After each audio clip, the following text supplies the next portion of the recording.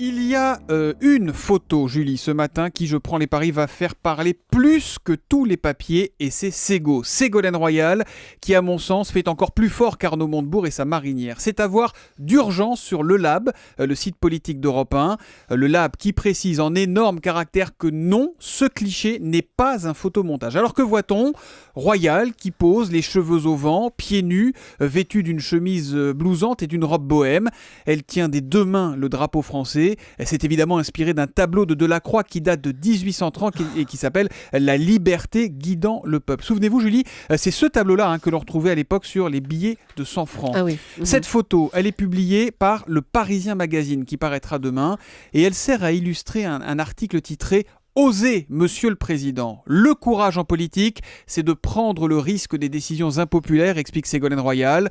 Pour la photo, elle a osé en toute connaissance de cause. J'entends déjà dire que je me prends pour Jeanne d'Arc, démine-t-elle par avance dans l'interview.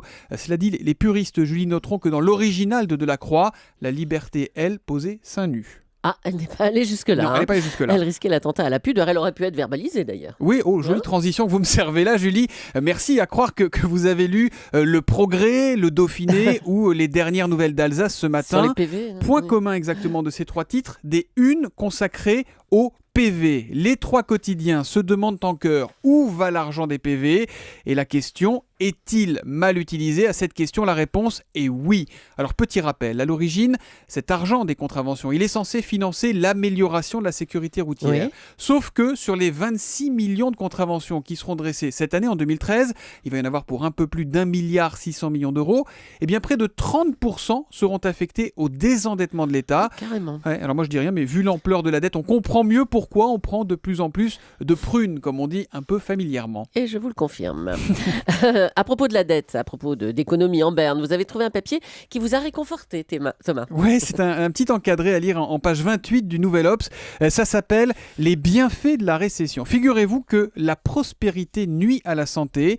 C'est la conclusion d'une étude sérieuse réalisée par un économiste. Il a constaté que chaque fois que la richesse d'un pays augmente, la mortalité remonte légèrement. Alors ça s'explique, Julie, notamment chez les jeunes. Expliquez alors. Ouais. La récession leur profite car ils sont forcés de mener une vie plus saine.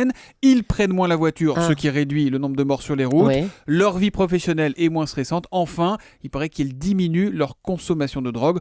En clair, plus ça va mal, mieux ça va. Le remède anti-crise, évidemment, ça reste, Julie, ça reste.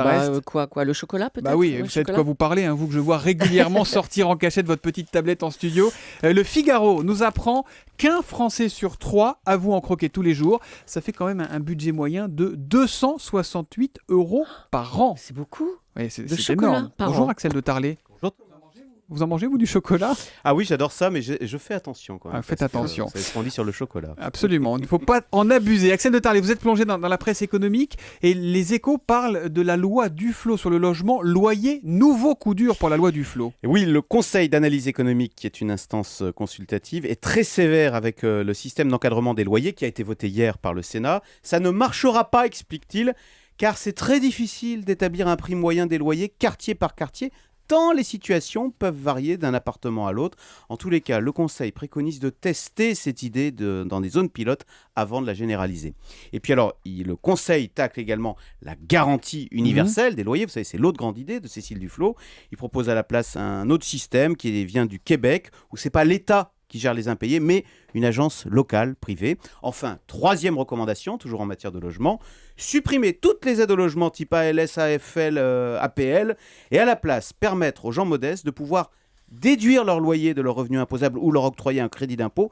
Ce serait plus simple, explique le Conseil, et plus juste, puisque l'aide ne serait plus une somme fixe, mais elle serait fonction du loyer. Voilà, le projet de loi sur le logement rhabillé par le Conseil d'analyse économique, c'est à lire dans Les Échos ce matin. On vous retrouve à 7h10, vous nous parlez ? Alors, une très bonne nouvelle, le vin français est champion du monde à l'export, ça marche de mieux en mieux. Et vous allez voir, avec Airbus, c'est finalement l'un des deux grands atouts de l'économie française.